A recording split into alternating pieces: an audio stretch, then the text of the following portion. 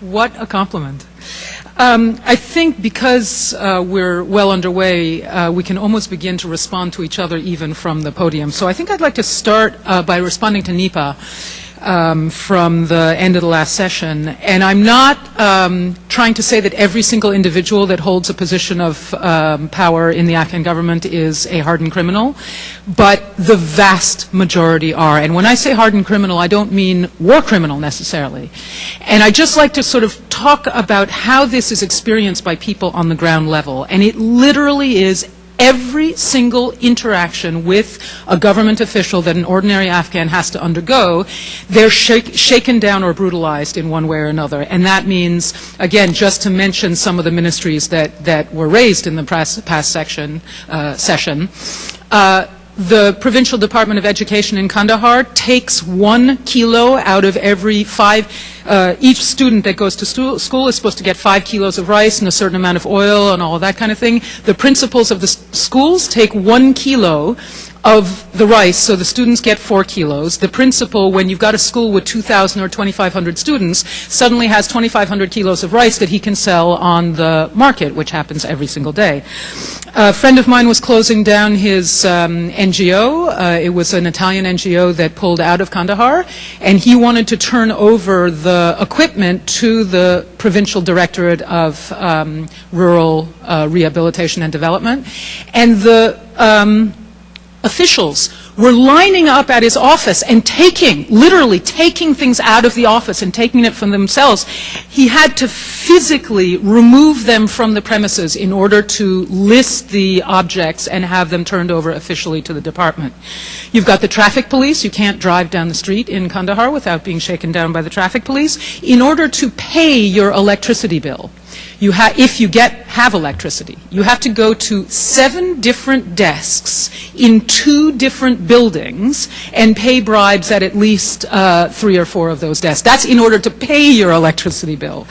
I remember seeing a rickshaw that dropped off a passenger just at the gate to the sort of the street that leads to the governor's office.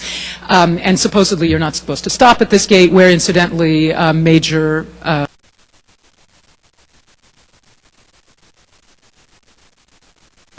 figures have been assassinated, and this was before that event. Police stationed at the gate, instead of just asking the rickshaw, could you please move on, ran up to the vehicle, kicked out the back light of the rickshaw, and then as the rickshaw moved along, ran after it and kicked out the other back light of the vehicle. Now, these are poor people. This is a guy who drives his little rickshaw and can barely, feed his family on whatever he earns from that. That's the way he's being treated by representatives of his government. And it's in every department. It's not just the police or the judicial system. It's literally every interaction that you have with a civil servant. I submit that this is a security issue. I don't understand why we talk about security and, let's get security underway and then we can think about governance. It's a security issue because people who have no recourse against their governing officials become radicalized and they seek to register a protest vote. And right now in the south in Afghanistan, the protest vote that's available is siding with or collaborating with the Taliban. And so I would actually make this the #1 issue that we focus on, because I would submit that we can't actually handle the security situation if the alternative to the Taliban is a government that Afghans find utterly unacceptable, which is the situation currently, at least in the south. We can do something. I've watched it happen. Again, I don't want to sort of toot my own horn, because I don't think I think I'm an ordinary person, but the fact is that an ordinary person, I started browbeating the governor of Kandahar to provide title deed to manufacturers in the province who were unable to wrest a price for land in the industrial zone at all. In other words, they couldn't negotiate a price with the government, although the central government had sent around a circular saying this land in Kandahar, Herat, and I think 4 other cities must be sold to manufacturers at 25,000 Afghanis a jurib. It doesn't matter what those units mean. The provincial authorities said no. We don't care what Kabul says. This is provincial land. We're not selling it for that price. So there's a negotiation process.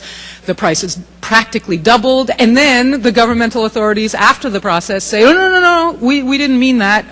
Why don't you guys just build your factories, and then later on we'll decide on the price. Now, anyone who knows anything about real estate understands what the idea is there. Anyhow, the point being that with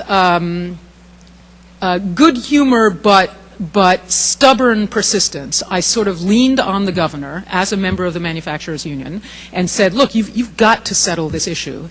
And he says, I don't want to talk about that. I said, you have to. You're the governor. This is your job. And eventually he did buckle down and look at it. Then it blocked at the municipal level. It took a year of constant cajoling. The manufacturers now have paid money for and received title deed to their property. What I'm trying to say is I'm nobody, and it was possible to achieve a result. And what I've been really disappointed by is seeing how reluctant the international officials that I thought this would be their responsibility, how reluctant they are to engage in this kind of activity. And that means in particular, and unfortunately I haven't seen much of a distinction between U.S. officials and the NATO member country officials who have replaced them in the South, to engage in this kind of activity. And the other point that's a bit, how to say, provocative about this is that you